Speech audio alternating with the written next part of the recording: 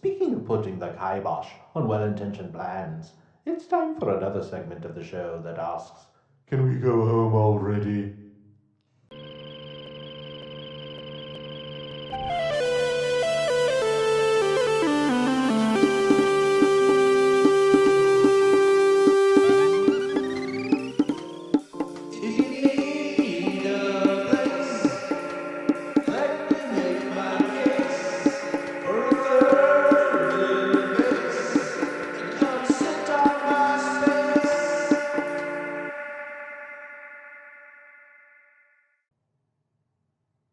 When last we left our far-out space nuts, the $75 million West Star 6 had vanished, its whereabouts more mysterious than those of the founder of the Hughes Aircraft Company that built it. Did it disintegrate? Did it explode? I'm not saying it was aliens, but was it aliens? Nope, it's just in the wrong orbit, intact, but like John Wilkes Booth's hands, useless, useless. Western Union hasn't made this big of a boner since they refused to purchase the quadruplex telegraphy patent from Thomas Edison for $30,000 in 1874, only to have to buy it from Jay Gould for $5 million 4 years later.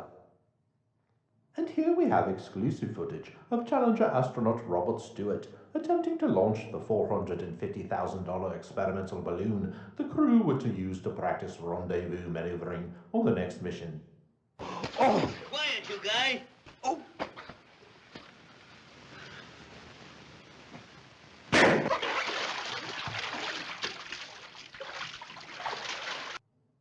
Ouch! What else could go wrong? Wait, they lost a second satellite? And they're still going to try the spacewalk. Don't they still have any of those space monkeys left? J. Fred Muggs must be looking for something to do besides autograph shows. Although I hear he's a real asshole. Surprise, surprise, the spacewalk was a smashing success as Bruce McCandless and Robert Stewart became real-life Buck Rogerses, jutting about untethered in space in their astro commute suits like they owned the place. Though, as with just about everything else associated with this mission, there were some unexpected developments, as shown by this exclusive footage.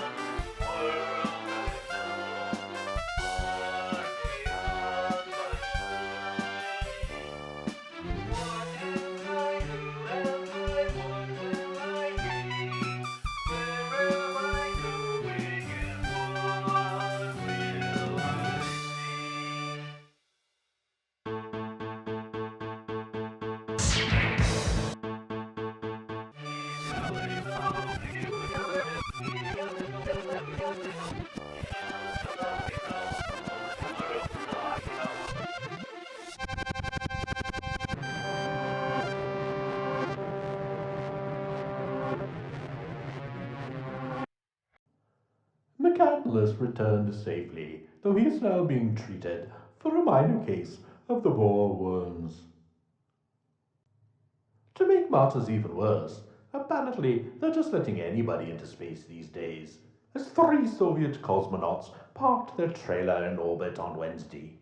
Great, there goes the neighborhood. We'd better move before our property values go down. Well, this brings the total space population now up to 8, a record. Or possibly 9, on the offhand chance Laika is still alive.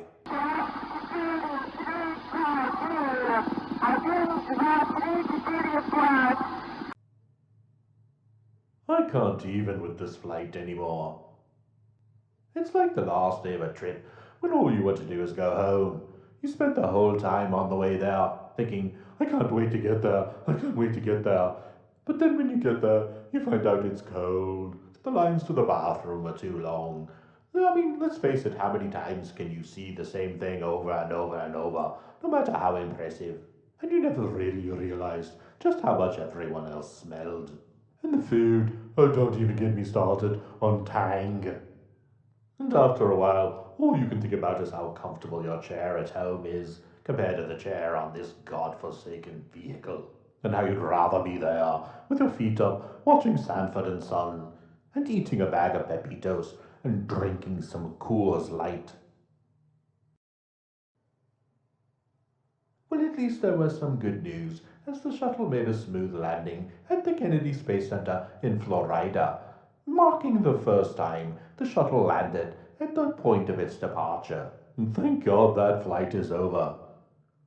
I have no doubt that with all its foul-ups, bleeps, and blunders, this will go down as the worst Challenger mission in history.